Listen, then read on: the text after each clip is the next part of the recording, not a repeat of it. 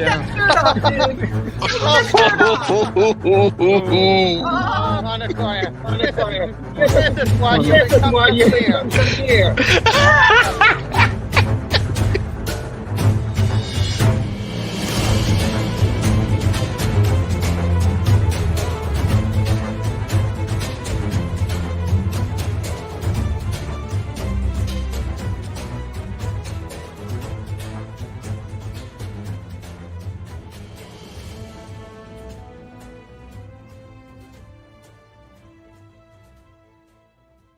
Someone's got to eat that.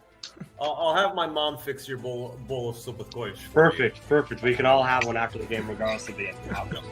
Because here in Arizona, we're going to need all the shade we can get, and this is going to be a good source of it.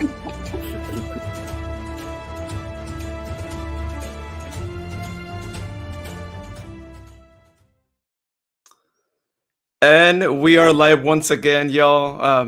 We're really happy to be back here, by the way. I know it's been quite some time since we've actually done our live shows, our town halls, but we're back on the StreamYard platform where we have been doing our live shows in the past. And so we'll be doing more since we got it again. So expect to see more player interviews and also just some podcast recordings, just like this one that gets recorded here. It's going to be a little different than we usually start podcasts, as y'all may have heard me already, because we are actually doing this on our live platforms on Facebook and YouTube as well. So if you could just mind that it will be unedited if you're listening to it on the podcast right now, because I'm going to be posting this rather quickly since our game against the Legion is on Saturday already. So we gotta have this on the podcast quickly here. But as usual, y'all, welcome Sacramento soccer fans to Stay the Republic podcast. My name is Luis, and I'm really glad that my voice is basically back at this point, even though yesterday, had you spoken to me after the game, you probably would not have understood anything I was saying. So I don't think I've ever said that before, as much as I really get into the games if you're in section 105 and you hear me shout a lot. So let's go ahead and introduce our SOTR team members. We have a special guest join us here shortly as well. We'll get him introduced afterwards here. But first, I want to go over to the guy who just recently moved to Texas. His background's a little different. I'm sure he's going to be having some scarves as he used to have in his old place as well. But, you know, he's getting settled in there in Texas. Jared, how's it going, man? Welcome. Doing excellent here in section 903. And of course, if you're not with the Whataburger in hand or a can of Big Red, are you really streaming from Texas? Are you really in Texas if you don't? But no, we've actually had a thunderstorm warning here in Greene County, but of course, staying inside the house. Doing excellent. Can't wait to talk about the win last night, all the developments that have come across, and of course, our special guest from Hammering Down. I mean, it's been a good minute since we've last talked to him. Oh yeah, it has been. I think 2 years back when we actually hosted them at Hardhall Park. Yeah. Seems like it, yeah. Yeah. Now let's go over to Elk Grove with Sharon. How's it going, Sharon? Hey, hi guys. Yeah, still got those crazy banners. Kaylor, you can be jealous of all that. I got scarf wall done. When you get on, you'll see it. Jared, it's not Texas, but I'm drinking out of an old cozy that they gave away a long time ago. Yep. So everything is good. Everything is good in Elk Grove. Got a little bit of a frog in the throat from all the screaming. Just in case we needed sound effects for tonight. I can't wait to talk about our upcoming match against Birmingham Legion, and we have a very good analyst in the room with us. Oh, Jared's spinning. Oh man. Oh no, Luis is spinning. What the heck? No, only you could see us spinning, but like we hear you now. You were breaking up a little bit earlier, but we could see you. So I'm breaking up. We're still here. I've got all the Wi-Fi. Yep. Nothing is showing on my Wi-Fi. Got it all shut down. It sucks. Thank you, Comcast. Yeah, I was gonna say Elsa paying another visit. It always does that with this particular platform. Always does it with this platform. Elsa, I hate you. Let's bring Kaylor Hodges on. That's going to be more exciting because we have a ticker for him. Oh yeah, we do here. Before we introduce him, I want to give a shout out to the people we have on. We actually have 7 people on right now, and we just got started. So shout out to y'all for watching us. If you are watching us on the stream here, and we welcome you to share it if you can. Again, it's on Facebook and YouTube. Share our feed. Let's get more people on here giving us their thoughts on this Saturday's game and also on the Open Cup game. First, we're going to talk about the Saturday's game, and then we're going to talk all things Open Cup yesterday, because I know that we're all really excited to talk about what happened. Maybe not as much before the game, which Sharon will tell us a little bit more about that before, but we'll talk about that and other things that happen outside of the game as well with the Cal Expo and a little situation there. But let me go ahead and address the comments, because we're seeing some comments come through here. Rosa Maria saying that the video looks clear to us. We're glad to hear that. Maybe it's just us here, with each other, but everyone can see us clearly and hear us clearly, which is all that really matters, right?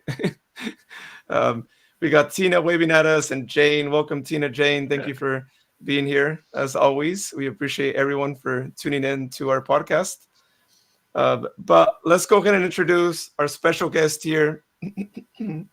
My voice is starting to break up too, right? It's like the effects of yesterday, or maybe trying to still be around. But our special guest here, you guys heard him 2 years ago when we first hosted a Birmingham Legion, a game that we won. I don't quite remember the score right now, but I remember that we won, because I think Kaylor still spoke to us afterwards, so all good. I mean, it just happened. But we did tie it last year 1-1, right? So at least we gave him a point last year when we traveled down to Birmingham. But Kaylor Hodges from the Hammering Down podcast. Welcome, Kaylor. How's it going, man? We won 1-0. First goal in the first minute, 1 Agudelo. Don't forget. I'm doing great, man. I'm doing really good. Man, that sounded a little salty and spicy at the same time, and we like that. No, honestly, Hey, that's Southern cooking. That is Southern cooking. If you've been following me on Twitter, I've been doing a lot of cooking lately, and it's probably not good, but I still eat it. Hey, we'll take it. But no, honestly, it's been an absolute blast. This is the podcast I listen to listen to all things Sacramento, to get the heartbeat of what's going on in Sacramento. So you guys are an absolute blast to talk to. So I'm so glad to be back here. Yeah, no, and we're so glad that we're playing against you guys again, back at Hart Hill Park. And, it's always interesting to play against the East Coast teams, and not just that, but have other podcasters on here. And, you may have been one of the first podcasters I think we have from another fellow USL team, if I'm not mistaken. Except for Jane. Jane has a little grr in there. She was there, Kaylor. She was there for that loss. I thought you guys beat us last year, to be fair. It might have been 1-1, but I thought you guys beat us. Last year, I was just having a blast watching you guys. To be fair, this year I'm having a blast watching Sacramento again. Just unbelievably good. Jack Gurr was my MVP, and I don't care what anybody says. Last year, he was the best player in the league, and it's not close. Oh, yeah. No, actually, correction. Yeah, thanks for correcting me. Yeah, you guys actually did beat us, so I don't know what I was thinking. But, yeah, you guys actually beat us at Hart Hill Park. But last year was a tie. Yeah, I was actually going back through the last time we played against you guys, and that's where I saw that. But, yeah. Thanks for clarifying. I got ahead of myself too. Yeah, they actually did beat us. Maybe we're the ones that were talking or something, but yeah, we wouldn't do that. We'd still talk to anyone, even if we lose. Let's see, Tina's. Did I hear on your podcast you'll be in Oakland in June? The USL show is going to be heading out to Sacramento versus Oakland in July. We will be doing a live show before and after from the field. Super excited about that. Oh, I'm going to have to make that game. Tina, road trip. Road trip. Well, that game's actually in July, because actually I checked it. Yeah, right. Yeah. So it's actually in July. 21st, I believe. Yeah, so more the reasons to make it out there for everyone, right? So we can be there. We'll probably talk to USL Show and might be able to do a collaboration there with USL Show there. Maybe do another live on both platforms, or we'll figure something out, but we could probably do that. We got Mr. Force of Power. For those of you who don't know Spanish, he's basically saying that he almost got a heart attack last night at the game, but fortunately we won, and just saying hi to everyone. But yeah, no, I mean, I think almost everyone got a heart attack yesterday, even the Earthquake fans too. Yeah, where's the Zambian? Zambian. See, there's reasons why we have so many healthcare related sponsors. This is why. Oh yeah, there's a reason why Hartwell Park is called Hartwell Park, right? Because every match is going to test the health of your heart. Oh, Darren, I just got the intro I needed. Perfect. Oh, for the podcast, right? Because I can't insert here after the fact. But yeah, they should have handed out those little. One year they handed out those squishy hearts. We should have had those in the stands because we were like clenching. Sorry, the whole time. It was quite the thing. But okay, so we have in the ticker line, it says ask Kaylor anything. And we really want y'all to grill him like a cheese sandwich because he knows the Birmingham Legion. And I would say, I'm going to start it off. Kaylor, who are the 3 players we have to watch out for from Sacramento Republic that play for Birmingham Legion? What are we looking at? I think that if you're going to start off the conversation, it probably should be the household name, which is going to be Enzo Martinez. He's been around for a long time, probably going to be first-round USL Hall of Famer. He plays everything. He plays the 6, he plays the 8, he plays the 9, he plays the 10. If it's up the middle, he plays all the positions, which kind of a downfall of the team because unfortunately he's having to play all of them at the same time. So kind of a downside, but Enzo Martinez. After that, Tyler Pastor is another household name. He got a move out to Houston Dynamo and played very, very well there in his limited time. He's another just lights out player. For me, I think the best player on the team, though, is neither of those guys. I think it's Kobe Hernandez-Foster. Kobe Hernandez-Foster, who is 21, 22, got a move out to Werder Bremen when he was 18 years old. And then went out to Eliteserien out in Norway, got over 1,000 minutes in the top flight and of Norway before coming back to the States. Frankly, he's too good to be here. He is a player that a lot of people said his agent fumbled, like basically just screwed things up big time because he should still be in Europe. If he can do his thing, Kobe Hernandez-Foster is the guy.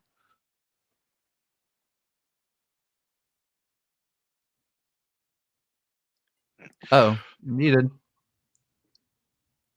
You can go, Jared. Okay. Well, I heard earlier today that Birmingham actually signed someone new from Minnesota United FC. Is that right? All right? Yeah, Derek Dodson. Derek Dodson, he was he's been out at Hartford. He was out at Memphis for a while, but he got his big move when he went out to Charleston Battery, where under Ben Pierman again, second stint. He was the second best right back in the league, only behind Jack Gurr last year. And he got a move out to Minnesota on a free. Frankly, Minnesota was letting him just kind of die in the 2 team, even though he's been the best right back at the club, and it's not close. They're just a mismanagement of themselves. But he is on loan, and I think he's going to play right away. He's a very, very good player. I'm not too sure if that means that Legion are going to be going with a 3-back or a 4-back. He can do both. This team is flexible in that way. So that's going to be something to keep an eye on. Excellent. Yeah, I mean, it's definitely going to be a good show of force there. I mean, especially with Enzo on the pitch, and then now you got Derek. So it's going to be something to watch there. I mean, I know Birmingham usually comes in as hard as possible. I mean, it's part of the city's history, just to go in iron hard. But yeah, it's I'm not sure how the weather's going to be in Sacramento then, but it's probably going to be a lot better than here in Texas. Probably. Well, our weather report has us cooling off for the weekend, just in time for all of these wonderful fans to, enjoy a beautiful Saturday evening. It will be with no humidity. It may be cool. Whoa. It may be jacket weather. Yeah. We're gonna freeze. That's hypothermia for us. Yeah, exactly. Bring a sweater. He's already saying it's sweater weather. Sweater weather. Sweater weather. Tina Tina. says, yeah, we got a player on loan to watch too. You've heard about him, right? Which one? Oh, is it Phillips? Yep, Kieran Yes. Phillips. Dude is unbelievable. Insane. He's On fire. unbelievable. I swore that by the time halftime was done, he was going to start running onto the pitch like the Ultimate Warrior because he could taste that hat trick coming up. I mean, he got his second brace, during the first half. I mean, dude is a beast and a major pickup from our sibling club, Huddersfield Town. So definitely grateful we've got him on there. So that's going to be a guy that Birmingham's going to have to keep a real close eye on. Don't give away all our secrets, Jared. I'm only giving him a taste. The thing about it with Phillips is that, you could put Trevor Amon out there. You could have him play on the right side. I mean, unfortunately, that displaces Russell Cicerone a little bit, which feels sacrilege at this point because of how amazing Cicerone has been. But Phillips, Don't worry about it. Cicerone's out for 10 weeks, honey. Oh, when did that happen? Ruptured Yeah. tendons. Oh no. Yeah. Yeah, Rhode Island took him out. Rhode Island, that game, the match in Rhode Island, he was seriously injured. I saw he came out, which I thought was bizarre for Russell, but I didn't know that context. Wow. That's brutal. Man. Yeah, no, it's a shame. Yeah, but we still got players. Thankfully, as they're mentioning, Kieran Phillips stepped up to the plate, so he's become more of a starter, I think, now at this point. So it's good that we have a good bench for that. Otherwise, it would be a struggle if we were dealing with the situation we were dealing with, I think, a few years ago, where we were struggling in the bench. But it's a lot better now. Well, I'm going to pull it up here on the screen as well, but I want to talk about Legion's recent games. If you could tell us more about what their form is looking like and just what your thoughts have been on like the last games. Really, the biggest thing to note with Legion is injuries. And I know that's everybody, right? But at one point this year, we had 6 starters injured at once, including our starting goalkeeper, our backup goalkeeper. We were starting a 17-year-old on loan from Real Salt Lake, who was the keeper in the Tampa Bay match, the first one that went 6-4. He also, I think, was the Tulsa keeper, but I don't remember off the top of my head. There's been a lot of injuries. Our starting central midfielder, Matthew Corcoran, out with an injury. Our future $1 million man out. Mikey Lopez out with an injury. Our starting striker, our only striker on the roster, Mama Boyatore, got injured in the first match. There's other just small knocks along the way. There was a lot of injuries. That said, this team has been very resilient.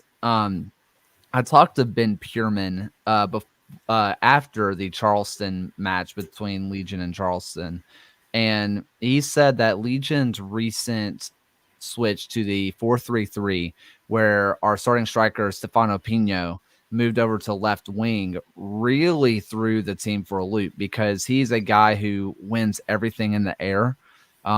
He has 6 goals on the season, and 4 of them are headers.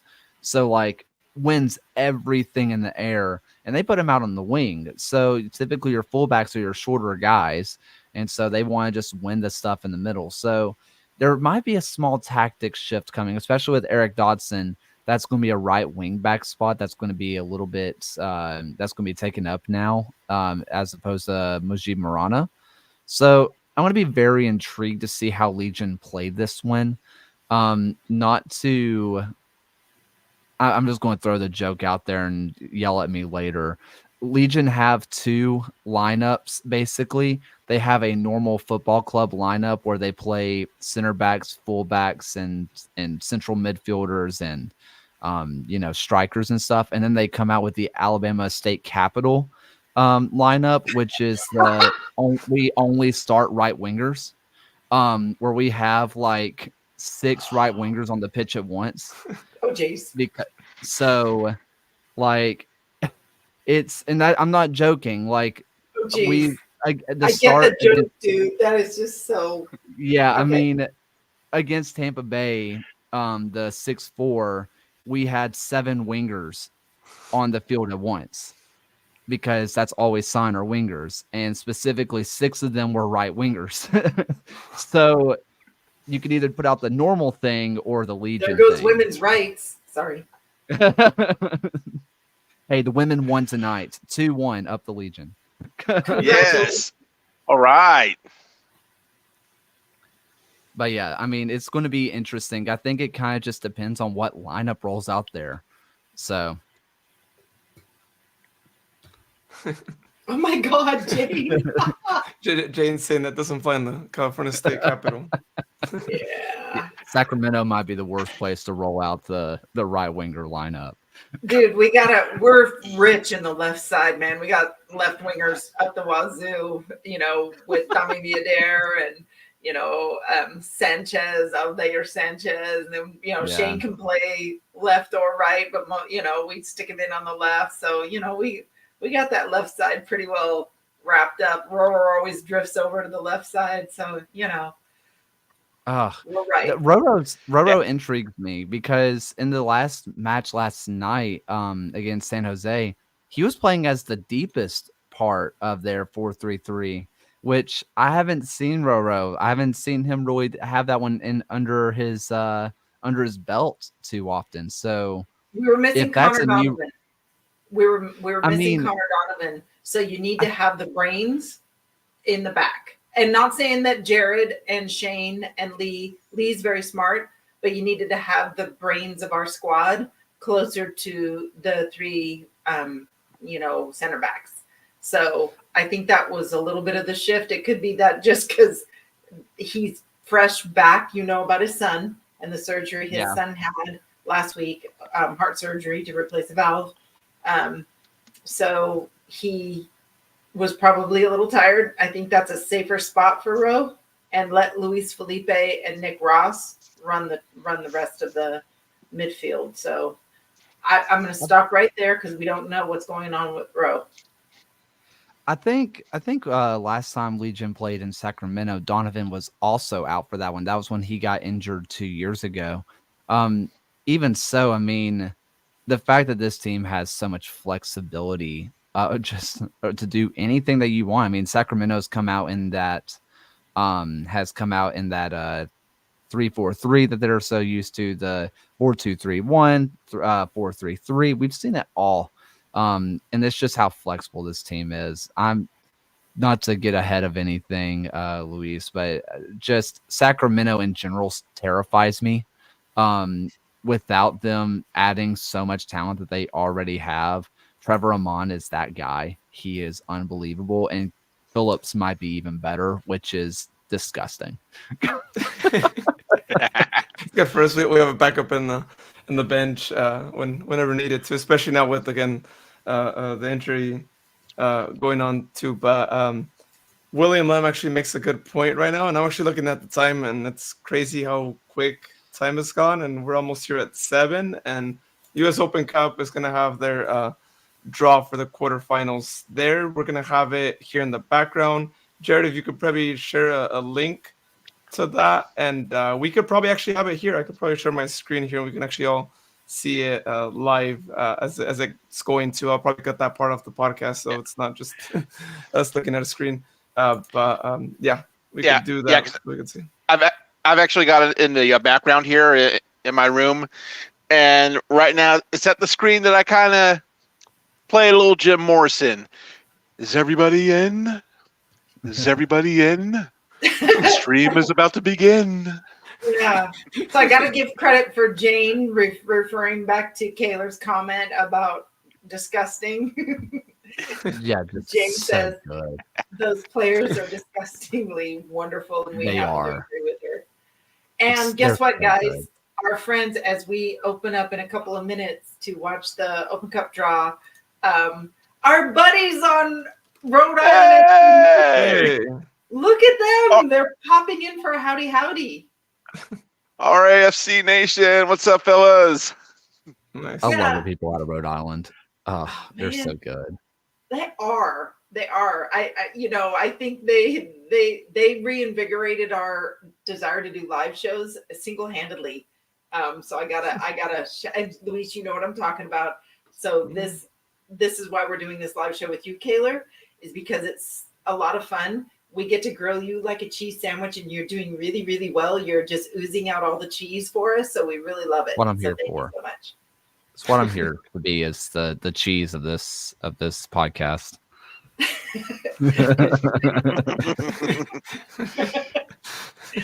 We're not in Wisconsin, but we do have good dairy cows. Yeah, that's bad. Yeah. Okay. So we've got people saying hi to Rhode Island because William Lamb went back to Rhode Island to watch the match from Sacramento. He was the only Sacramento fan besides our medical staff, I'm sure. So he saw it all. Bless his heart. And then Jane says hi also to the Rhode Island folks. So yeah, I think we're all enamored with Rhode Island because they're brand spanking new, and they're still shiny and they have that new car smell. Very true. Yeah. Well, Okay. while we wait, because I have the stream here on the side, and as Jared mentioned, music's still playing, but y'all can watch it here along with us. We'll do one of those like little watch parties, right, where people share a live stream and give their comments on that. But while that gets added, let's look at the Open Cup. Let's look at the results from yesterday, the ones that have come up today. So unfortunately, Charleston Battery was kicked out in PKs. New Mexico won.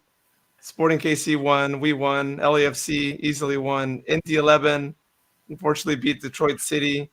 And then FC Dallas. Tampa Bay got a PK late in the game, but that wasn't enough for them to be able to tie it and take it at extra time. So all we have left, and I know Jared's not going to like this, but is to actually see if his old hometown team, Phoenix Rising, can pull the win in Seattle. If we end up getting the draw and Phoenix ends up winning, I mean, that's definitely going to be a rubber match, especially given last year and a couple of years ago. And yes, I'm still salty about the hand of fraud, but that's especially since he's playing for Vegas now. Oh yeah, Man, I don't know. As a pure neutral, there is a part of me that wants to see Sacramento play Phoenix because that is just absolute scenes on Twitter. Like the Twitter sphere is just Okay. so It's toxic. on. It's on. Do you mind, Kaylor, hanging in with Let's us? while do we- it. Let's All have a good right. time. I'm here for Love it. you. All right. Thank you so much. Here we All go. right. Let's see. When's Legion getting drawn? I don't. Oh, they should have been drawn, right? It's like that was a crazy game against Tampa Bay. We had a good Yeah. chat with Peter Vermees early on. We did the call against FC Tulsa. We laughed about it, and I promise. Also, Jane put in the chat about Josh Cohen. Dude should be starting for ATL. He's been Ooh. so good for them. He's the one that saved the last two PKs, including against Malloy. He looked incredible. Ooh. He's Can you- sweet. We followed him when he was over at Maccabi Haifa, or is it Haifa Maccabi? Anyhow, we followed him over there, and he was lights out, incredible. Having to take it up a notch to play in the Champions League is great. Oh my God, the big dog's talking at this point. Sorry, draw. Oh, they're going over the procedure. But wouldn't it be crazy if Sac plays Atlanta in the final and Josh is at goal? Ugh, You imagine that? That would be, my heart would break. yeah. H1 versus A1 matchup will be the home team in the semifinals. So just real briefly, we had a little bit of drama here in Sacramento, and I'll talk about it real quick. There was a situation last night where we found out that we might not be able to play at home should we be drawn as the host team moving on in the next round, because Cal Expo also hosts the California State Fair, and they claimed that they would be preparing for the fair and might not be able to host us, let us host at Heart Health Park. That quickly changed. Okay, here's a draw. I'll be quiet. I think this is the East. Yeah, Sporting This Kansas is the City. East. Sporting Kansas City's hosting. Please be an MLS team. Yeah, Sporting KC is pretty tough. What if there's like a little black dot on that red ball and they know? There the could black be. dot- I don't know. Let Indy. Please let Indy. Oh, Okay. Oh, okay. That was gonna be good. Atlanta. Ooh, That was that's gonna going to be be a good good. matchup. Okay, so far we have Sporting KC, Atlanta. So That's a real Okay. good matchup. SKC Come on, Indy. hosts. Oh, Jane is ahead. They're drawn. Okay, yeah. No. See. Oh, So the Okay. team, the team of local interest. Yeah. So Indy away to Dallas. if they yeah. could do it, if anybody could do it, Indy could do it. They've been hot. They've been really hot lately. You're right about the dot though, Oh. Sharon, because I mean they could give him at least the home game, right? Yeah. Okay, let's move on to the blue. Okay, so those are Okay, the so two. that is set. Oh wait, they're playing Atlanta. Oh. Okay. So the first one that they draw, Are the And home second- teams. for home. the first The two first are the two are homes. home. Okay. Okay. So let's look for the Western. Come on, switch over to West. Oh, That's there's interesting. They do want to preview the matchups first, I'm sure. Okay. Oh yeah. Lame. All right. Wow, Whatever. well, that's gonna be tough against Atlanta. I hope we HBL. see Josh Cohen again then for Atlanta. He'll probably Seriously. he's been their cup goalkeeper. So I think he's going to be sticking in. I watched him versus Legion earlier this year. I always go early to watch goalkeeper warm-ups. And Guzan, all credit to him, is the best that he's looked in a long time. But Cohen was light years ahead of him, man. He looked unbelievable. His warm-ups were clean. His footwork was unbelievable. The only thing that I could say is that his hands weren't he wasn't catching as much as Brad, which, it matters a little bit, but in the end, all that matters is the ball doesn't go into the back of the net. So It looks like we actually got the guy who helped me start this podcast, Michael Wood, who's the one who actually y'all just saw in the comments there saying I just want to say hi real quick from LA off to my own soccer game now. Hoping to catch this drop before kickoff. Come on, Republic. Thanks, Michael, for hopping on. Thanks, Michael. We hope to have you on the podcast again someday. I think that'd be cool. Okay. The West Division, which is comprised of the Lopez Division, part of the Lopez Division or conference or group. LAFC New Mexico, and then the winner of the game that'll be happening here in like less than half an hour, Seattle against Phoenix. Who do you guys James- think we get? Jane, just FYI, the podcast is about 10 seconds behind real time. Oh yeah, So you will know before we know. yeah. Let's not look at the look at Yes! that. We get to host. Yes! We're hosting. Yes! Yes. wow, Perfect. Great. All right. Okay. Now who do Yes! we want? I think we get LAFC. I don't know what Give you guys me think. drama. We're getting Seattle Well, Phoenix. Well, actually, next one is home, right? We don't play against this Yeah. team, right? This home. Okay. Oh, LAFC at home. Okay. So it'll either be New Mexico or Seattle/Phoenix. Seattle Phoenix. I'm putting Seattle Phoenix on this. I think New Mexico. I'll go New Mexico. All right, this is our rival right here. This Oh, is wow. Jared was right. Bam. Jared was right. Ooh, shite. Who got it? So Who got it? We've got to get off this podcast in 25 minutes so we can watch the match. Wow. Now, Okay. I want to get a little skeptical, like Sharon said earlier, with the dot and all that. But this would be the draw that MLS would favor, though, right? They wouldn't have wanted us to play against New Mexico. So I don't know. I'm just saying. There could be something, just not to get all conspiracy here, but that seems like you never know. But we do get to host, right? So that is the bonus right there. So yeah, Good. bring on Phoenix, right? Rosa, it's not wine, but cheers to you. Cheers, baby. I'm agreeing with you. The woohoo, I can hear it from now. Oh man, I know a couple Rising FC fans that I'm gonna have to talk a little bit of smack on now that I'm no longer in enemy territory.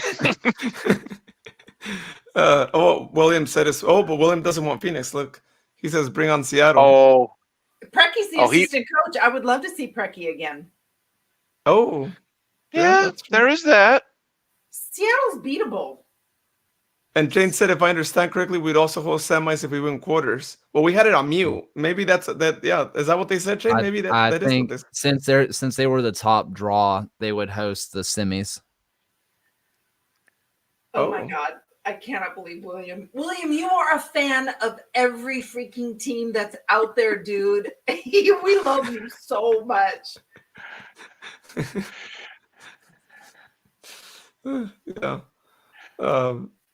Well, hey, if that's the case, then there you go. We might be able to host semifinal, or where we would be able to host, right? It's from the looks of it being the first drawn at home. Yeah. So, hey, better for us, right? We get to save money on not having to travel anywhere. Yeah. True. Keep it local and keep our home crowd. And it's going to be louder than it was yesterday, probably too, right? So they just got to fix a few things. And this might be a good segue, actually, to talking about those things. And Kaylor, if you want to stick around, you're more than welcome to. Grilling him about pick a team, William, says Jane. We're not done talking about our match on Saturday. We need to finish up on that. We need to keep going, because I kind of want to talk a little bit about form. I always want to know a little bit about form. So, Luis, if you want to stop screen sharing, we know the results, so we don't need to see these guys. Yeah. I'll save on bandwidth. Yeah.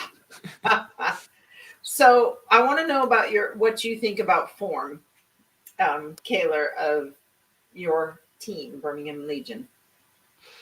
Patchy, but despite the results look okay on paper. They feel worse, I guess, if you look at previous results, losing 5-0 to Louisville and just getting absolutely shellacked in other times. But I think that the form is improving. I think that the results are not showing what the matches look like, if that makes sense.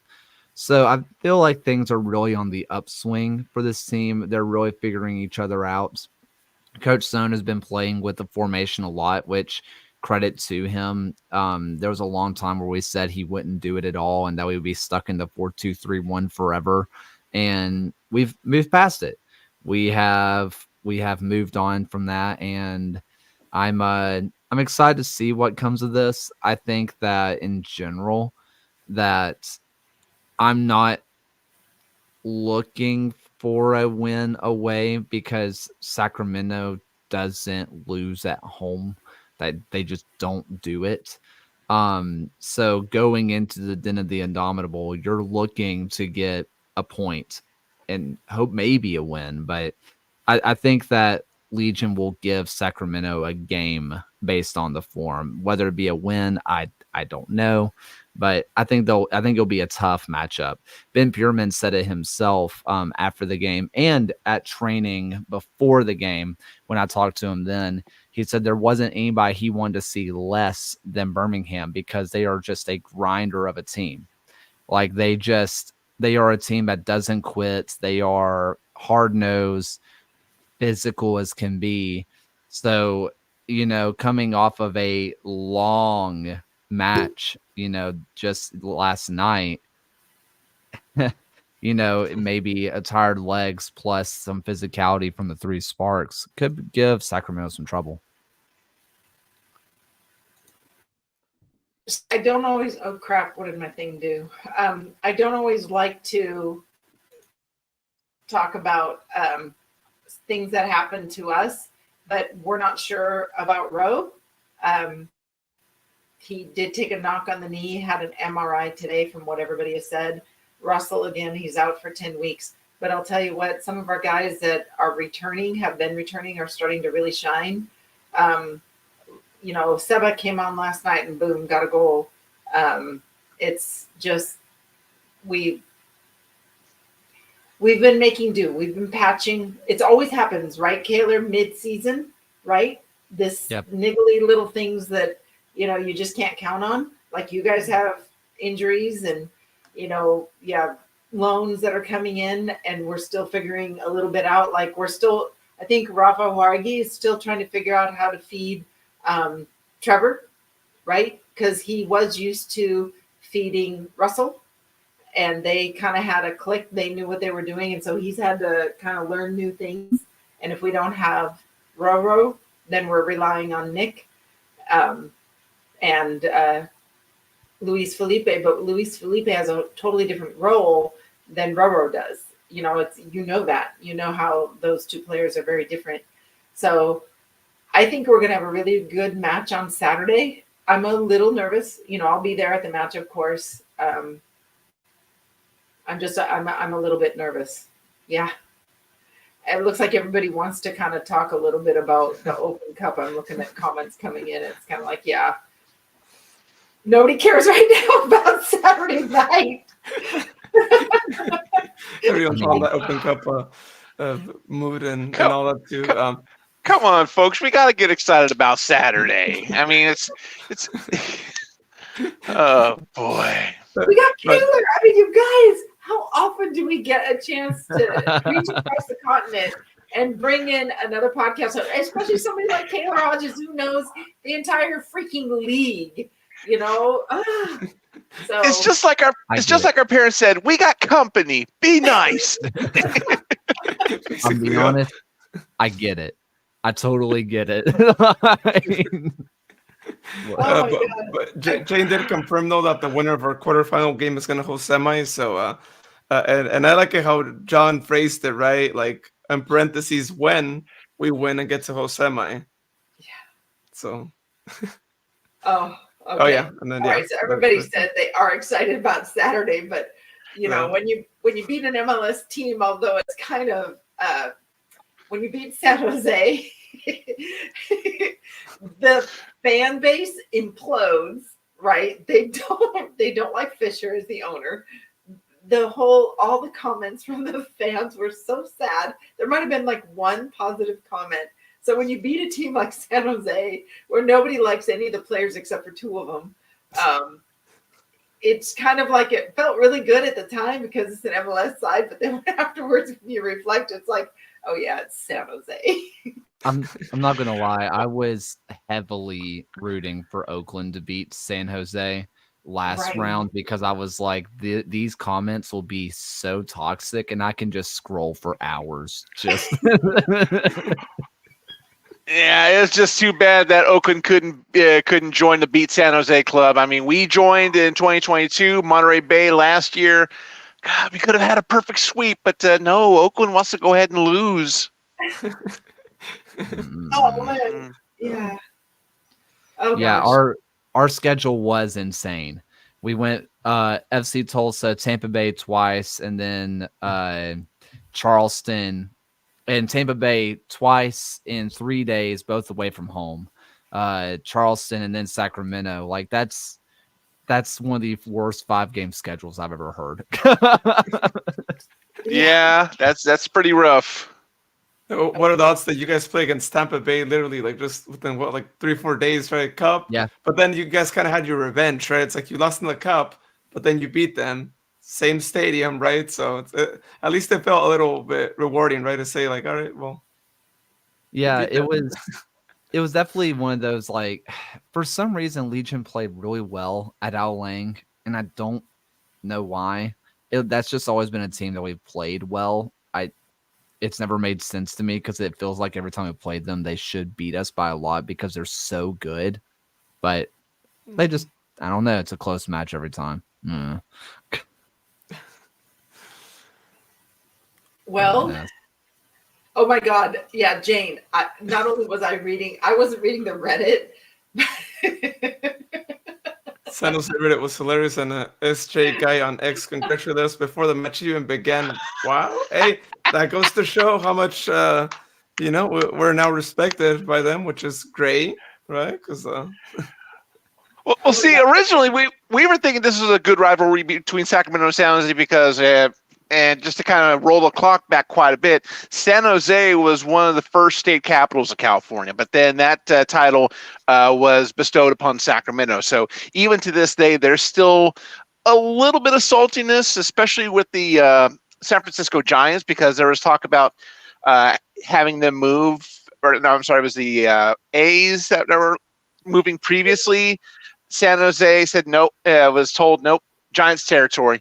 You can't go here. So also the fact that John Fisher, the same owner of the Earthquakes, also owns the Oakland A's, and the A's are going to be moving to Sacramento for a couple of years starting next season. So it's official. Sacramento owns John Fisher. Ooh. oh, Ouch. said it. There you go. Yeah. Hey, do you guys have anything like that over there where you are in Birmingham?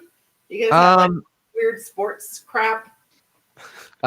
We are obsessed with spring football, if that counts. I kind of got nothing for that. The Stallions have been dominating the past couple of years. I mean, back-to-back champions, and then they're in the playoffs again this year, I believe, for the UFL. So, hell, the Stallions are amazing. Yeah, I think they're undefeated. I don't follow spring football, I'll be honest. But we do have. Speaking of the Giants, we do have Rickwood Field, which is the oldest ballpark in America, older than Wrigley, older than Fenway, older than all of them. And that is hosting the Field of Dreams game this year, which is the Cardinals versus the Giants. So that is that one's pretty cool. Rickwood Field is an absolute blast, but there's nothing real controversial about that, to be honest. That's just fun. Yeah, nothing real craziness that I can think of sports wise, to be honest. I love Anthony. Oh, it's been a while since we've seen him, dude. It's so nice to hear from you. So Anthony says it's still #ScrewMLS. Miss y'all, make it out soon. I'm going through physical therapy. Miss y'all, let's effing go Republic. And I'm saying it that way because I can't like beep, right? But we keep it family friendly around here most of the time. Yeah, it's a little different if we're at games though, but yeah. Oh my gosh, I'm not keeping it like that. Well, hey, hope everything goes well, Anthony, and we hope to see you back out. John says, can't wait for that game. We call it the Willie Mays game. Is that true, Kaylor? Nah, I don't. I mean, to be fair, that is where Willie Mays played with the Black Barons before he ever made it to MLB. The Birmingham Black Barons have some insane list of players. I think I can't remember if it was the Mobile Bay Bears, but I think that Hank Aaron went through there. Willie Mays definitely got his start out at Rickwood Field. A lot of really just amazing players went through Rickwood. Super historic stadium. Now the local HBCU Miles College uses it as their home field. Just, it's an awesome venue. Just really, really cool. We got my Uncle Freddie actually commenting on yesterday's game, saying like, "What a game!" Yeah, I mean, that's unbelievable. That's best defined. Yeah.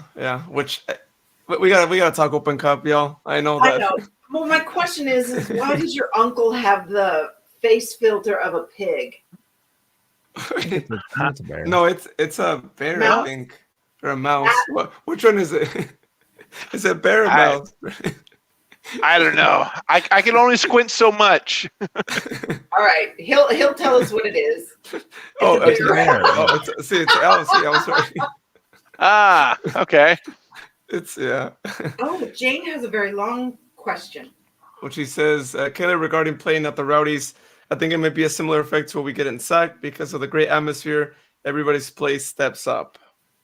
Yeah, I mean, there's definitely a truth to that. I also think that we have a guy like Enzo who is such a heel that crowds like Tampa Bay really hate him because he's been in the East forever, and like there's not many for people who don't really know the East dichotomy. Enzo Martinez to the east is Yuma to the west. So like absolute heel, everybody hates the guy. He's actually one of the nicest people of all time. His daughter's absolutely adorable. But like he is especially when teams hate him, he steps up and the team kind of goes as Enzo goes. So there's probably a truth to that. Oh, great. So we got something to look out for. Okay, fine. I don't think Sacramento really cares that much about Enzo. I think they're going to be like, I've heard of that guy. It looks kind of like a troll. I don't know. Okay. All right. Well, I will say at least he's not on the level of one particular player that y'all know I could mention. I mean, my God, it's going to be mentioned right here. I mean, at least Enzo keeps kayfabe decently, but this other guy that y'all might know I'm talking about, I mean, he really gets into the character. I mean, it's the same one that John's referencing in his comments, so we should treat him like he who shall not be named. Yeah, that one. Well, he who shall not be named is now straight up named on here sometimes, right? Like we still. Yeah. At least Enzo has a heart. The other guy Has an ego. probably not. Yeah. That's all he has is an ego, not a heart. Exactly. Yeah. Got it. God, I hope he's not listening. We hope he is, yeah. So you can maybe someday reflect on his life and maybe apologize to the entire city of Sacramento. That's all I'm saying. Apologize, but that's that never ever happened. Well, Luis, I got oceanfront property in Scottsdale. I'd love to sell you. I mean, based off of that. So. Taylor, did I just hear a baby? No, probably a cat. Okay. No, so we have one cat we just got a couple months ago. But my wife rescued a baby kitten from our parking lot last week.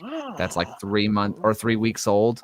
So, but all the dude does is just holler, like dude just constantly just screaming. And I'm like, we fed you, we've played with you. What else do you want? He just looks at you. He's like, ah, and I'm like, all right. Well, that comment of yours, Sharon, just gained us a haha on Facebook from Rosa, by the way, just so you know. Oh, nice. Let's see. We got Anthony saying, when y'all going to fry the big fish, aka Cal Expo? Right now. Needs to build a new home. Oh, all right. Let's go. Let's go, Sharon. We're going to talk about last night. Let's talk that. Kaylor, Yeah. Cal Expo drama.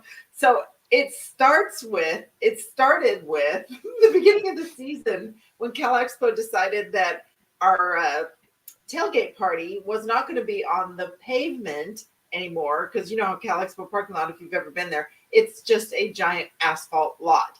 And then there's dirt areas that they use for the state fair and overflow. And it's dirt and it's bumpy and it's bad and it's not ADA compliant. They decided they were going to move the tailgating out to the dirt.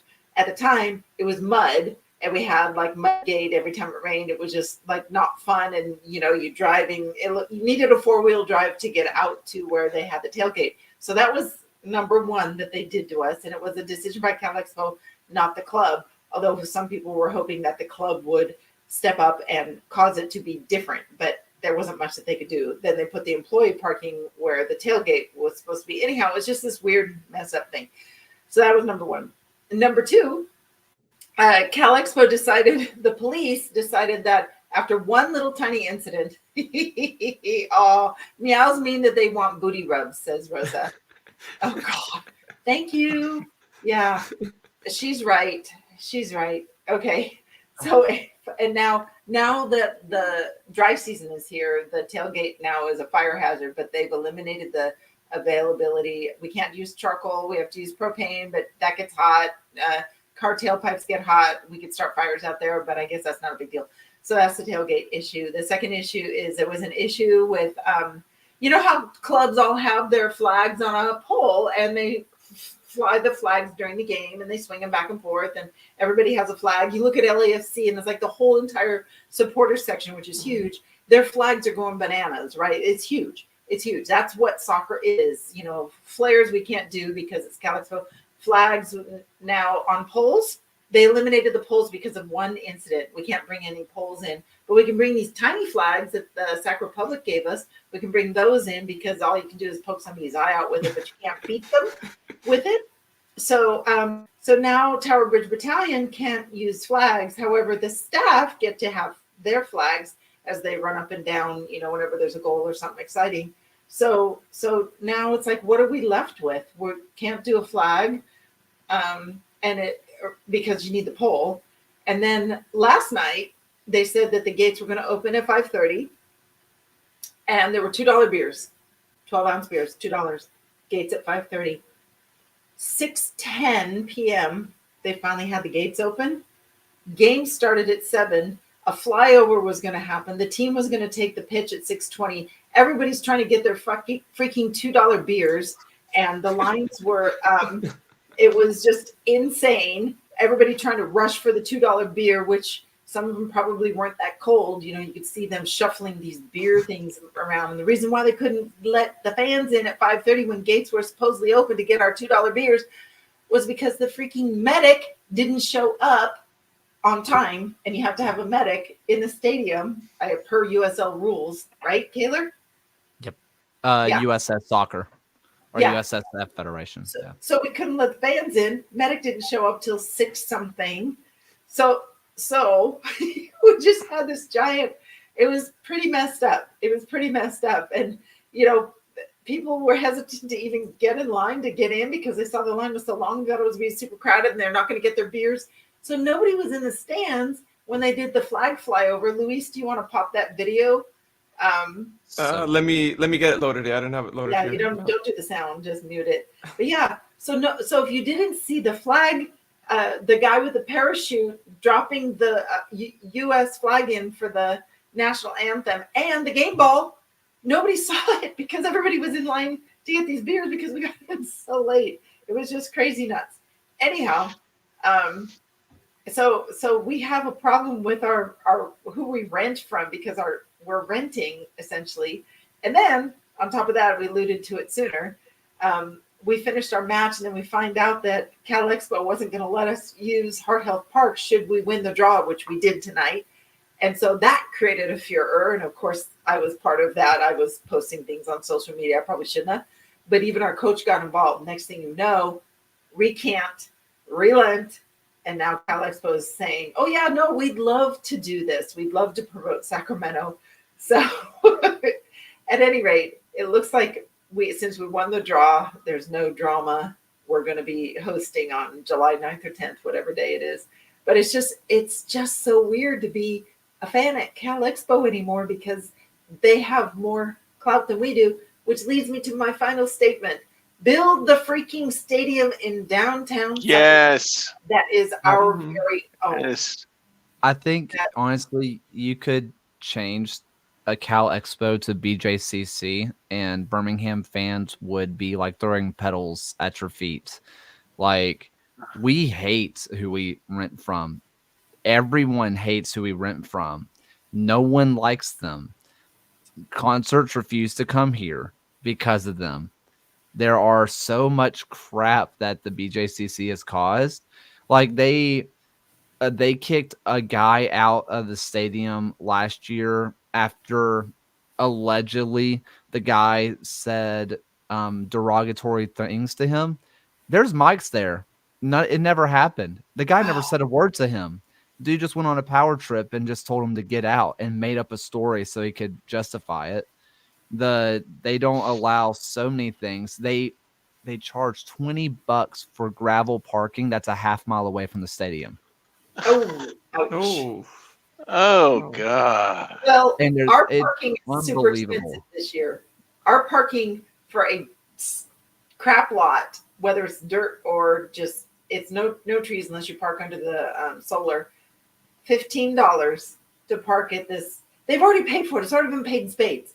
You know, like they're just making so much money off of us. I don't even know that Sac Republic makes any money. Anyhow, yeah, you're right, Jane. You should have beat me. I did say the F words enough. Luis is gonna have to put E by the podcast. I hang my head in shame. But yeah, so when you're renting a stadium, especially like a pop-up stadium like this, it's hard, you know, because they're the owners of the stadium and the management of the stadium want to promote the stuff that they want, like the concessions, the food concessions. That's all their money. I don't know that we see a penny of it. And then the food trucks, that's all also run by. Anyhow, I think Luis is still trying to get the. They increased the parking by $5 to the cup as well.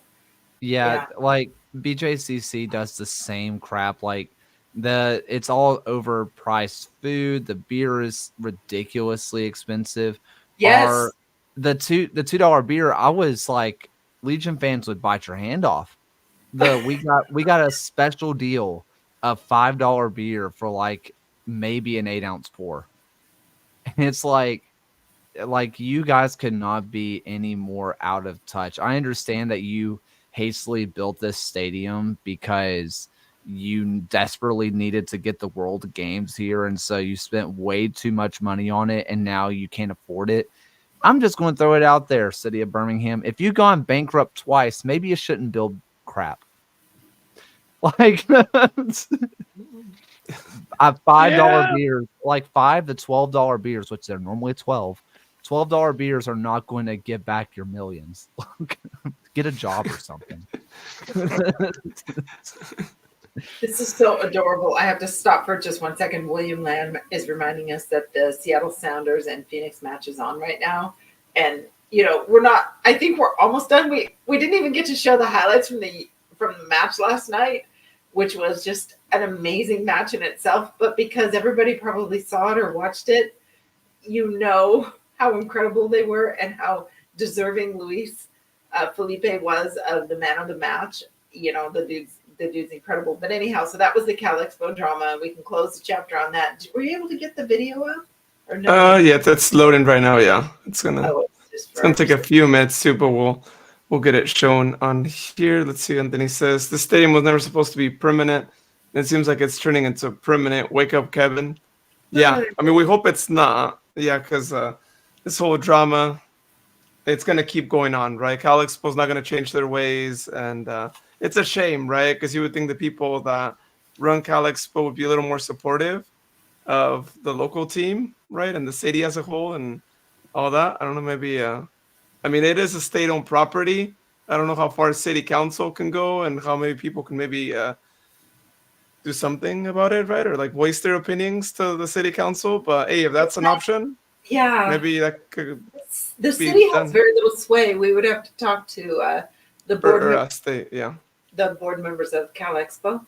But at the end of the day, you know, hopefully this has lit more of a fire to move, you know, to get us our own stadium. However, I mean, I'm partially aware, and I don't know if it's, you know, who it is, but I think that the club may have somebody specifically working on resurrecting, you know, all of this stuff and the agreements for a stadium. So I would say just stay tuned when things are more cooked and they don't have, you know, there's things that have to go on behind the scenes quietly. And if the club has somebody actually working on things, which they might, then, you know, because in the past we did have people that were specifically assigned to work with the mayor's office and to work with, you know, city public works and those powers that be. So just kind of keep fingers crossed that we're back to doing that again.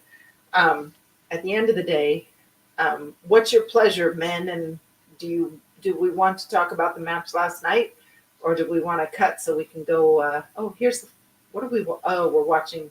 Yeah. Okay. Highlights. I think the match was so good that we can probably quickly look at the highlights and just how things went in general too. Kieran had it was such a good play, right? I mean, it hits the bar, right? I think.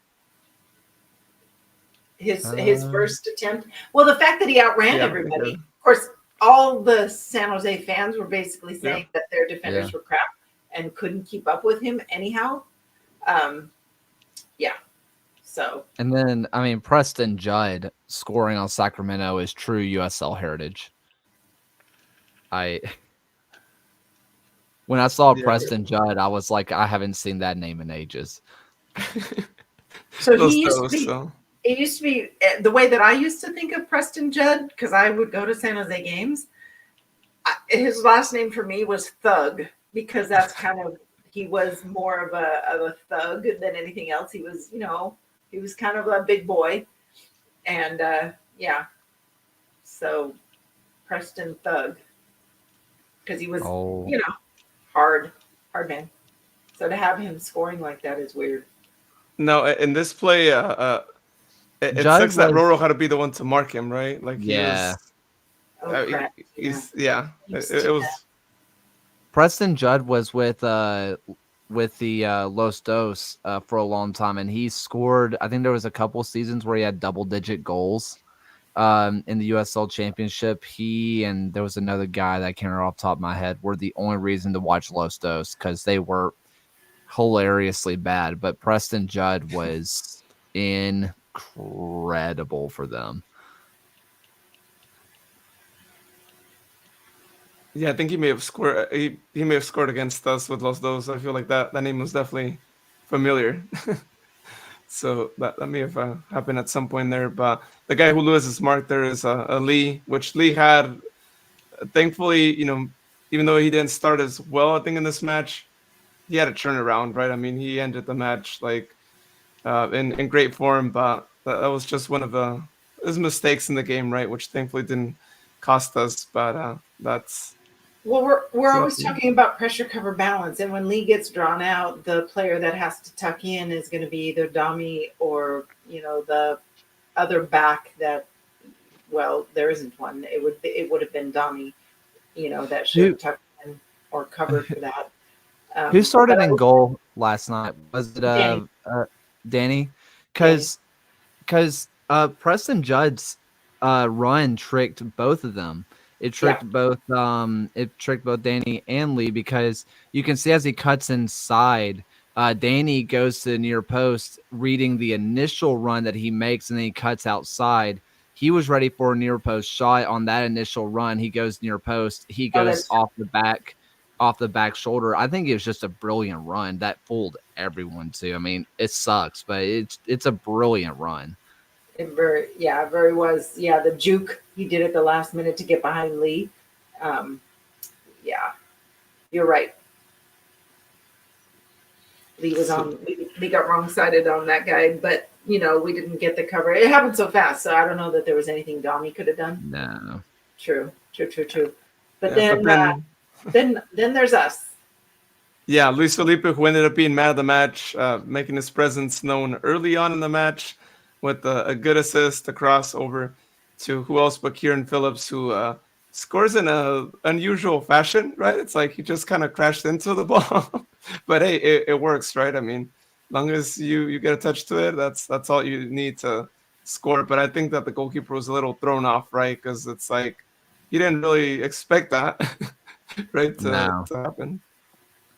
I don't think the goalkeeper could have done anything there. It worked out. Thankfully, he it's like he headers down to his knee, right? I think if I'm seeing that, looks right. It all happens really quick, but it looks like he headers down, and he does his own assist, I guess, and scores with his knee.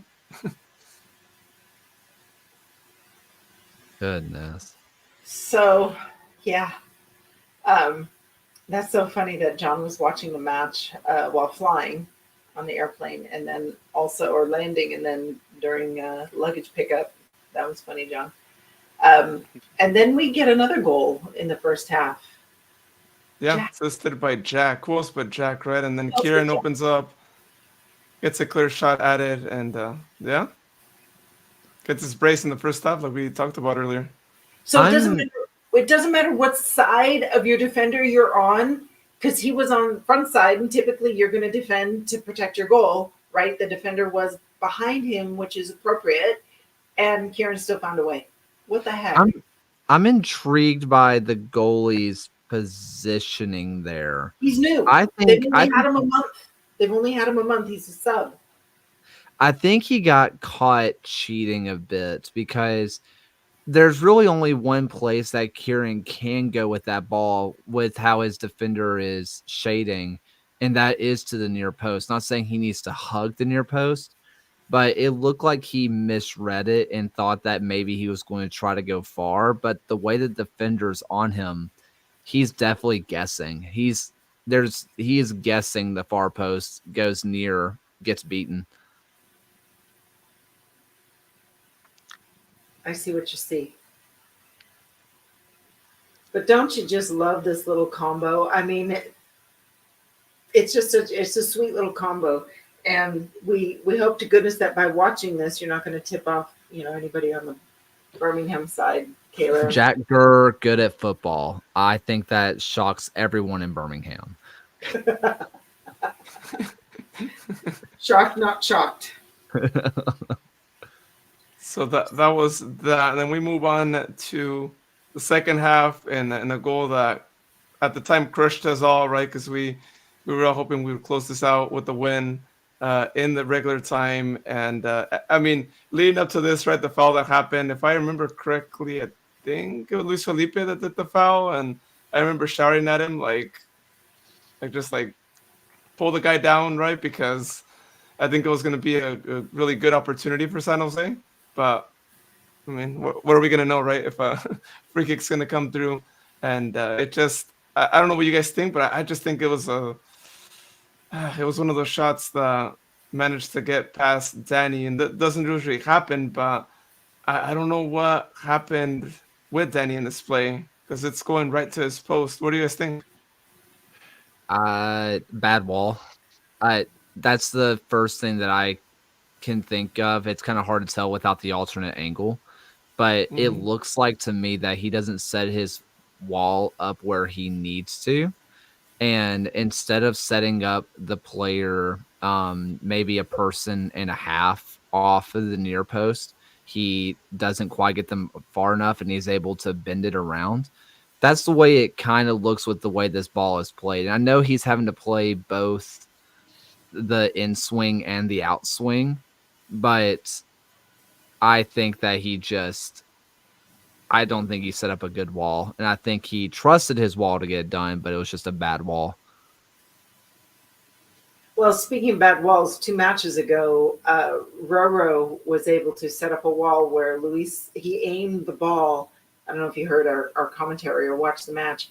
He aimed the ball right at Luis Felipe, and Luis Felipe ducks at the last minute, and the ball goes straight into the back of the net, and Roro scores on the free kick. Yeah. You don't see that very often, but, this is not that.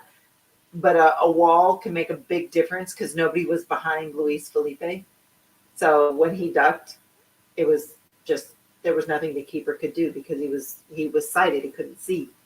They tried something similar against Orange County in the first game of the year, where Colin Shuttler had his goal. But I was talking to Colin about how he sets up his wall. And when I was watching the film, they tried going for the same exact thing where he was aiming above Luis's head. But instead he just missed a little bit and it went right into the Orange County wall. But I have a feeling that is their normal set piece routine. If they're at the right angle, because they definitely tried it earlier this year.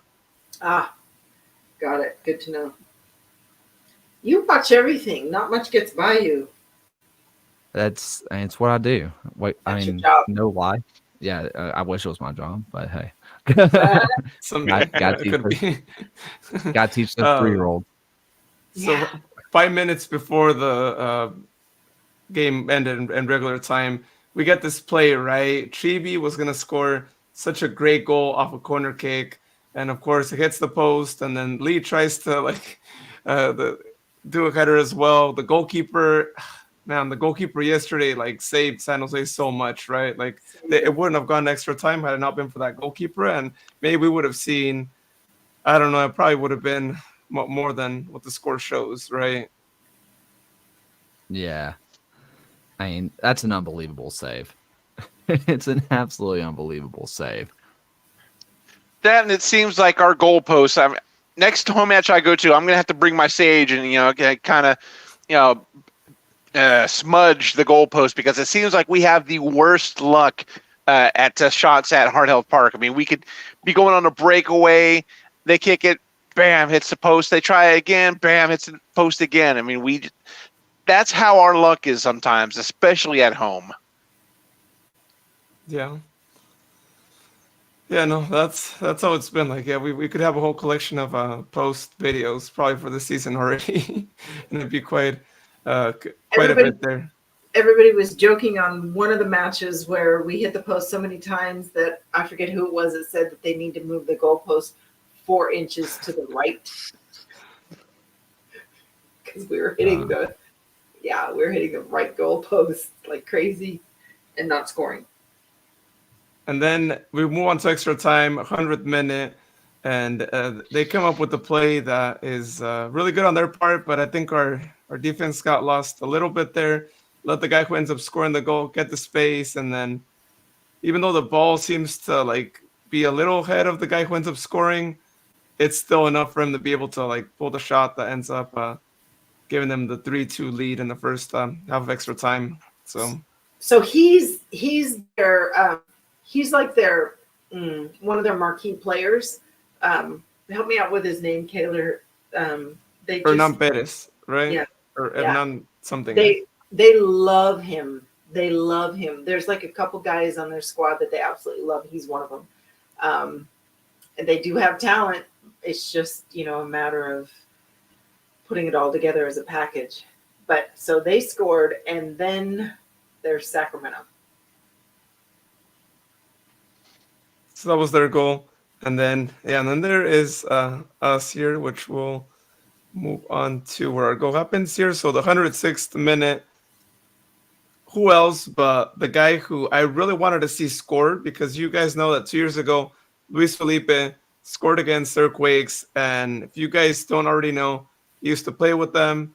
They didn't treat him as well. And I'm sure these 2 goals he scored against them now in the Open Cup have been the best goals he's ever scored, because of just, the situation that happened with him and Earthquakes and them sending him to Reno for a little bit too as well. But ends up getting the goal there in a great play and great combo between Christian Parano and Rafa. It was such a good teamwork play that just happened right there. And I guess there was a bit of luck right there with the number 14 getting in front of the ball there, but Luis Felipe knew what he had to do, and it's nice to see 2 guys who got subbed in actually come up with this play right with Christian Parano and Rafa, which I gotta say, when Rafa got subbed in for Roro, I had a feeling, I was like, he's stepping into big shoes, but he actually shut me up and actually had a really good game when he got subbed in. So Rafa, hey, thanks for shutting me up, because you did good.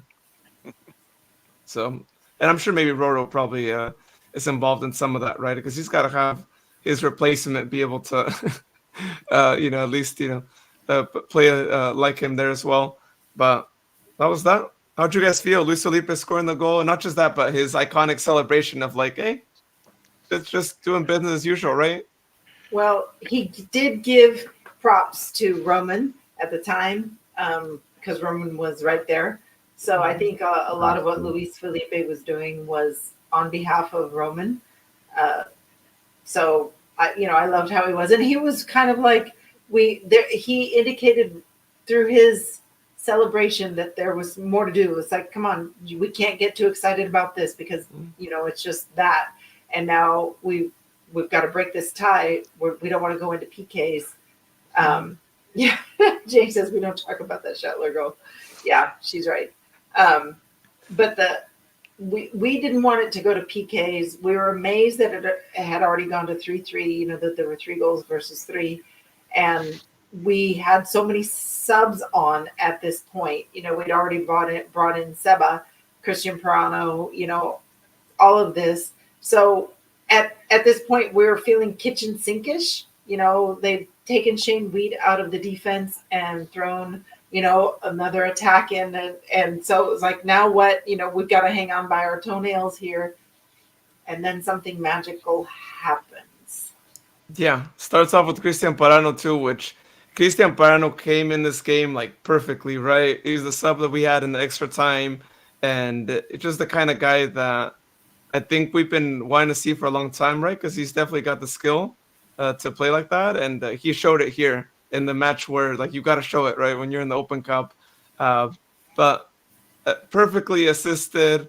Sebastian Herrera, which we're really happy to see back, right? I mean, we know he was out for a really long time with that injury, and perfectly connected with them. And hey, this might be another 2 players that are going to connect well, which is great, right? Because they might come off from the bench, or they might start a few games as well. And you want players who understand each other, especially if they're either on the bench or they're in starters as well. So It's beautiful. yeah, that's what happened.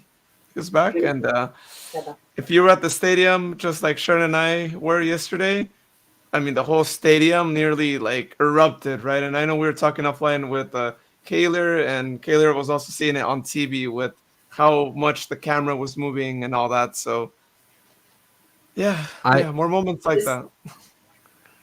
The thing that shocked me about this goal was the audacity in that moment to hit it on the volley as hard as he did. There was no touch to control and finish. It was on the volley with pace. If he screws that up, that is nightmare stuff. Like, you go to sleep thinking about that. That is, I mean, unbelievable finish to try to take a hard-driven cross like that on the volley in that situation is madness. Literally all the dude had to do was touch it because of how that's all he had to do was just re-guide it, right? That's all he had to do was redirect it. And, he got in front of his player. But all this aside, the biggest unsung hero of the match, in my mind, and you're probably going to agree with me, is Nick Ross, the boss. He sits in that pocket and restarts play. He usually gets on FOTMob, really high player ratings. Luis Felipe too, but sometimes you don't see what they do because you're so focused on the attack and the regeneration. You don't get to see the touches that make it magical between Nick Ross and Luis Felipe. You don't see that in the game as much. I mean, it's not evident. You're leaning on your defenders, you're watching the defenders and hoping for no mistakes, but you don't always get to focus on the middle of the park where you have a guy like Nick Ross. And he's like one of my favorite players on the squad. Well, they all are. You can't pick a favorite, but he does a lot of work for the squad. Let's see.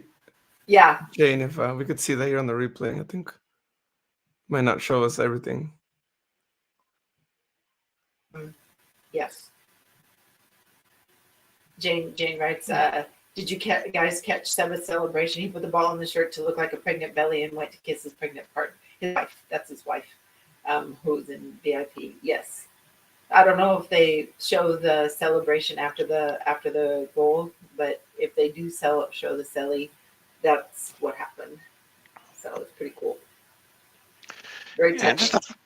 And just the fact that it happened practically 1 minute after that Luis Felipe goal. I mean, soon as Seba got that goal, I mean, I was already in our chat group yelling, OMFG, let's pour it on!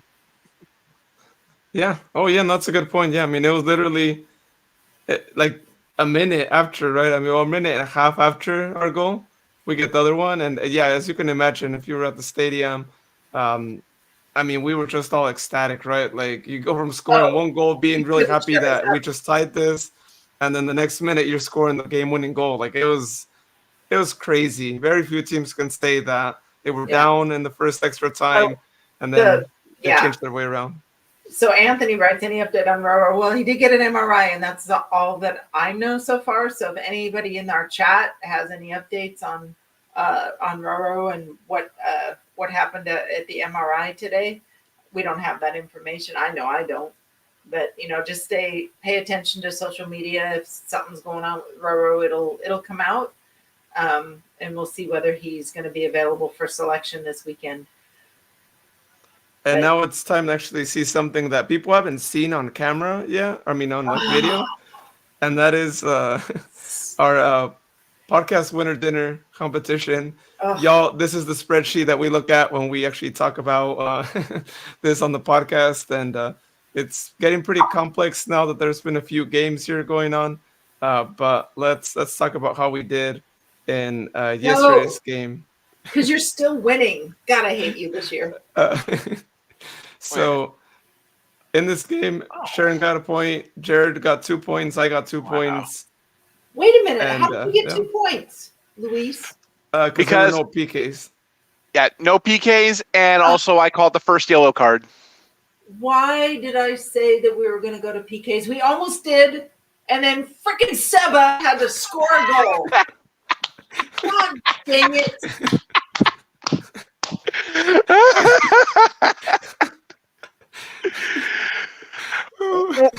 Well, you could have gotten a second point if you hadn't picked Trevor to score the goal.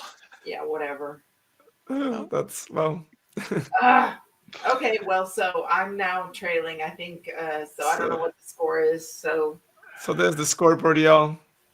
I got 19 points. Sharon's got 14 points, and Sharon has got 11 a lonely points. 11. So I suck. yeah, that's all that. Proxy. Hey, anybody in the chat, just put down my choices, and I'll take it. No, I'm serious. If anybody, is that how we're gonna do it now? Huh? Is that how we're gonna do it? Like first person to put yours is the one we go with? Oh, real quick, Amber, Cicerone is going to probably be out for 10 weeks. Luis has a photo of him in his cast. So sorry about that, Amber. Yeah, unfortunately, Cicerone ruptured tendons. So I'm actually going to throw something out there. Oh, and Anthony's claiming you. So Anthony's going to... Okay, tell me who's going to, Anthony, say who's going to score our first goal. This is how we do this. Who's going to score our first goal? If he doesn't see the pitch, who's my backup scorer? And then who's the first assist for that first goal? And then who's going to get the first yellow? And you got to predict the score. So, Anthony, come on, throw that in there. All right. And while Anthony is getting that information put in, if anyone wants to claim me, let's do this. We got points on the line here, so. Yes, same with mine too. And while we wait to see who claims ours, how about we have here Kaylor give us his predictions here. So again, we do final score, first goal scorer, which we'll let you pick. Surely you'll pick a Birmingham player, but we'll let you pick from your perspective with your players, and also who gets the first assist and then first yellow card. Okay. I want to go 2-1 Sacramento. Okay. I think the first goal is going to be Trevor Amon. Oh, you're gonna pretend you're playing for Sacramento. All right. He's picking. No, I just think that this is how this is going to go. Oh. James picking Jared. Okay, good. Okay. Oh God. Someone claim Who do I think is going to assist that goal? No. Back up. If Trevor doesn't see the pitch, you get a second choice. Because what if Trevor's injured? Then you pick okay. players. Because we're letting you pick whoever you want. We have to pick Sac Republic guys. We've been. Let's see. If he is not on the pitch, I think you kind of have to go Kieran Wright. I feel like that's a layup. And the assist, I'm going to go Nick Ross. That's my man. And then first yellow card. Which team? Probably Legion. It's probably going to be Enzo or Alice Cronale, if I had to guess. I like it. So I don't see anything from Anthony in the chat yet. Oh, here we go. There he is. Yeah, there he goes. Oh, here we go. All right, so you guys could read off while I type it here. All And right. I will go ahead and give Anthony an assist on that if Luis Felipe doesn't see the pitch. Anthony, don't forget who's going to assist that goal. And then if Luis Felipe doesn't see the pitch, Oh, who else would score that first goal just in case Luis Felipe doesn't play? So anyhow, so that's what we have so far from me. First yellow to Birmingham. I love it. And if we don't hear back from Anthony, then we'll go. So Jane, you're up. and then whoever wants to claim me, by the way, because I'm still. Ooh, and you know what? I'm gonna claim Oh, you. no one has Amy. All right, looks like Amy is gonna be She's claiming claiming you. my scores. All right, Okay. y'all can put him in the chat, and then we'll get him added here. Anthony says Jack is the assist. That's a pretty good pick. Okay.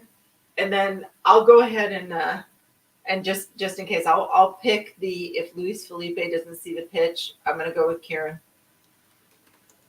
All right, yeah. Anthony, I know you'd agree with that. Okay, Jane All right. picks her in.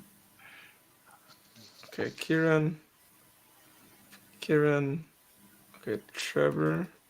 All right, we need the score, the first assist, and the first yellow. Gur's the assist, Girl assist. and Republic first yellow sheets. We still need a score out of you, Jane. Well, this is fun. Oh yeah. Yeah, oddly enough, I was going to say Kieran for a goal score anyway. So at least Jane's on the same wavelength as me. Oh, she's got the 2-1. She's matching Kaylor with the score. Oh, Oh, Yeah. okay. And I'm loving my score line now. Oh, here we go. Amy's got mine 2-0. Similar to Me. what Sharon's is there. Trevor back up. Oh, Kieran first. Yeah. Trevor's the back. Trevor back up. You can see the pitch. Jack is the assist. Okay. Jack assist. And then- Sac getting the first. Jello. Okay. These are good. Ooh, This is good. This is good work. This is good work, team. So can we put our proxies off on the side? Like my proxy is Anthony, Jared's proxy is Jane, Luis's proxy. We didn't give Kaylor a proxy. He had to go on his own. Yeah, I was on my own on this one, guys. I don't. Sorry, honey. Well, The only thing that's different about second me is I picked Nick Ross to assist. I mean, come on, guys. So Nick is my all-season assist leader. Like at the end of the season, we each get 5 bonus points if we pick the number of highest yellow card rose holder. And the guy that I picked ended up getting cut because he was injured, so he ended up getting cut. But Nick is my assist leader. But so far, I think Jack is ahead of him. I don't know if you can flip to. I think Jack has 6. I think Jack has 6 assists and Nick has 2. Yeah, I don't off the think I'm top going of to win my that. head. I'm going to win that contest. It's like, come on, Nick. Ooh, since Herrera is back, we get the first yellow. So true. She is so true. And the funny thing is Luis Felipe, he literally can breathe on a guy, and the referee will go, oh, nope, that's a yellow. And it's like all Luis Felipe did was breathe on a guy. He's just so ominous, and he's so, he's so tall that he gets near a guy, and the guy flops, which happened last night. Beeson was like flopping left and right. It's like, you're a freaking defender, dude. Why are you flopping? And he was flopping left and it was so bad. We did not like him. I don't know. I think that Legion will probably get Alex Cronale is him and Enzo are kind of walking yellow cards right now. Alex has always been a walking yellow card. He is 6'6", and basically anytime that he runs up on somebody, it looks awful because he's 6'6". Yeah. And so yeah. Oh, James says he was. Amy, Nick is a great choice. He was, but yeah. So here is the video. Oh, so many flops last night. Amy, you were spot freaking on. Yeah. So All right. here's the video of the flag since nobody was in their seat. This is the when the flag was landed, but we had people running out to Get your flag so it wasn't on the ground for too long. I think it's allowed, when you're doing a situation like this. I don't think it's as disrespectful, but they quickly got it up. They got all the people out there and got it up because they couldn't be. Anthony, I know it's not supposed to touch the ground. However, when you're dealing with a ball drop and a flag drop at the same time, so that's going that. I'm gonna stop. I'm gonna hide the comments so that we can see the ball thing. So let's leave comments off because you'll see the ball being collected. They got the flag quickly off the ground, and then see the parachute guy. He's holding the ball because he pulls it out of his bag, grabs his parachute. He's not letting go of that ball. They want to take the ball from him, and he's like, "Nope, my ball. I'll take it to where it needs to go." Yeah, so that was pretty cool to have that. Yeah. I jumped out of the plane for this ball. Yeah, I jumped out of the plane with the Well, ball and the flag. That's fair enough. Yeah. Yeah. I don't know. I still got to say, I mean, this one is good and everything like that, but there's nothing that can top last year's Hughes Stadium match with the California Highway Patrol helicopter just hovering over the pitch at Hughes Stadium and tossing the game ball. I mean, that's still a favorite for me. I mean, one, because I was there, but two, it's just it's like what Las Vegas Lights wanted to do, similar, but we did it better. True. I don't know. I'd take the money. Yeah. If they want to drop some money out of the helicopter again, I'm here for that. That money. It's like, we were just following the Loomis, security truck. We just happened to follow them down the freeway, and these money bags fell out. So we're just going to distribute them. Or that was Newsom's way of redistributing the cash. It's wealth transfer. Like, over here, all you people sitting. Yeah. Oh, we'll take it. Yeah, that's a good apology from Cal Expo. Here's some money back for all the parking you spent on for the money raised.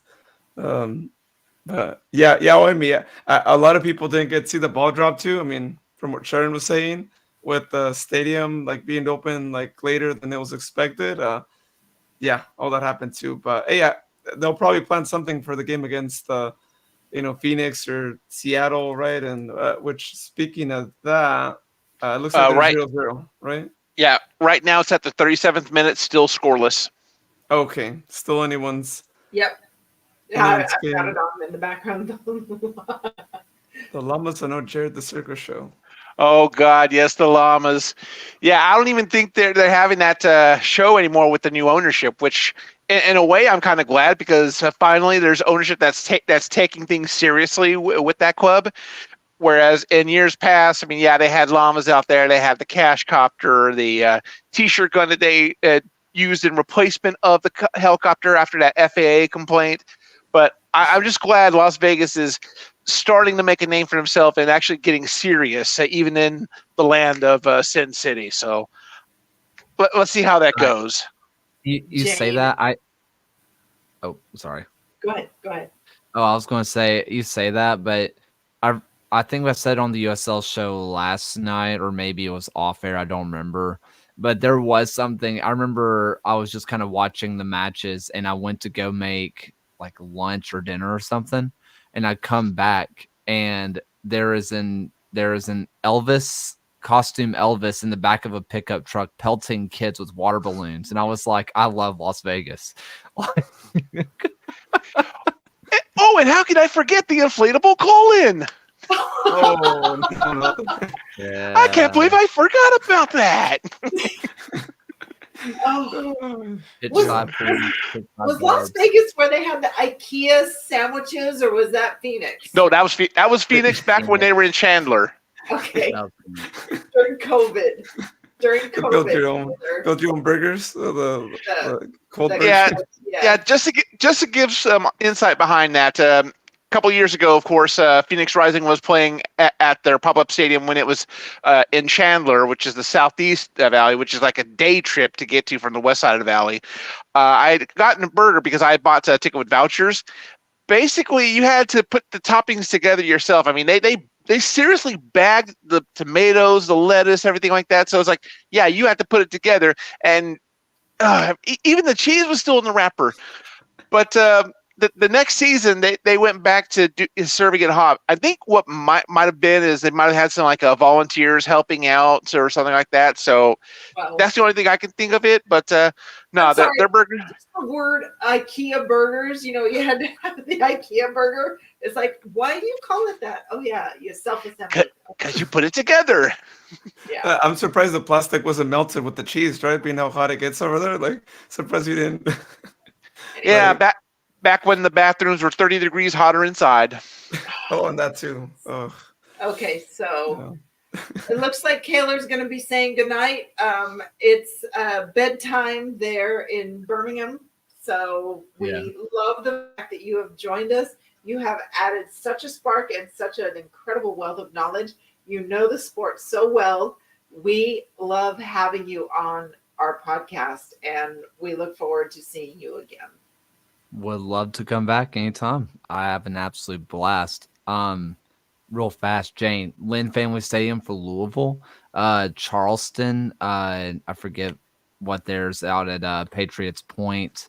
I've been out to Fifth Third for Atlanta United 2. For USL League 2, I went out to Brea, out in the middle of Mississippi in Clinton, Mississippi. And FC Cincinnati when they were back at Nippert. Those are my stadiums that I have ventured out to USL side. So, but guys, really appreciate y'all. Really appreciate y'all. Had an absolute blast. Thank you, Kaylor. We'll see you thank again. you. Thank you for being on. Thank you again, and of course I'll see you on the Discord server as well. So always, guys. Thank you. Thank you. Ciao. Hey, thank you. Well, it's pretty much time for us kids to wrap up so we can go watch Seattle Phoenix, and the 41st minute is still zeros. So for anybody listening to this some other time, we're multitasking here. And Tina says, thanks, Kaylor. Jane says, awesome. Someday you can tell us your opinion. Oh man, this is great. This has been a wonderful, wonderful podcast. And we appreciate everybody listening in and watching us live. We always love the lives. They're a little bit more work up in advance because there's comments that we love to, but you have all been wonderful audience participants. Your questions, your comments have been spot on and loads of fun and somewhat colorful in some cases, Anthony, but we love it anyhow. Thank you guys for being our proctors. Yeah. Yeah. Well, Sharon, Jared, last final parting words here before we say good night and see you guys in a few days because the game is in a few days already. Oh wait, I gotta switch the screens. There you go. No, it's right. Oh, you're poking the logo now. No, I'm poking Jared. I was poking Jared. Oh, at least he's not below me because I used to poke him. And now I'm the one. Oh shit! Hold on, I'm going the wrong way. All right. Get out of the way. Anyhow, glory, Sacramento, as Joe Wagner used to say. All right, and as Jane says too. Yeah.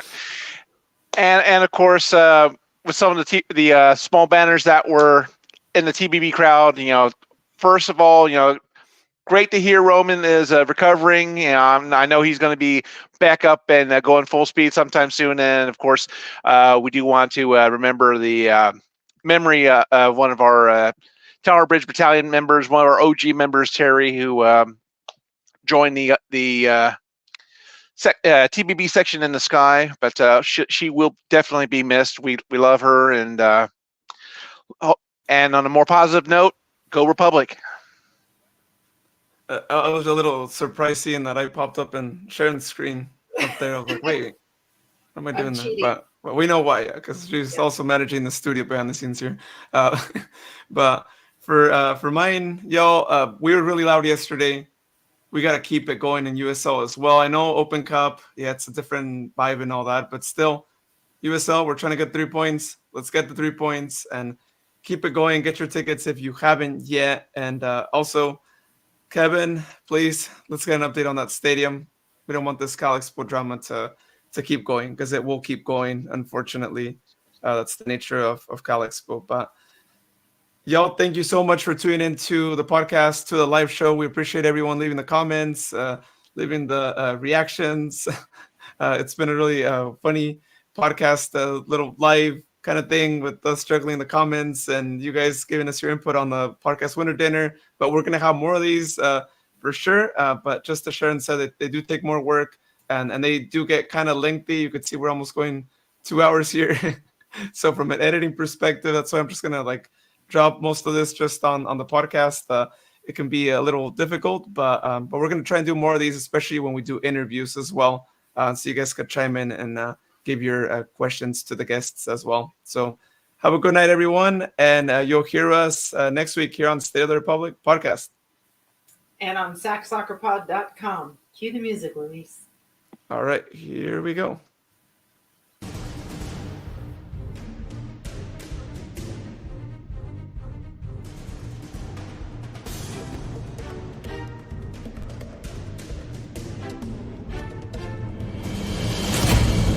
Take that shirt off, dude. Take that shirt off. On the corner. On the corner. This is why you become clear.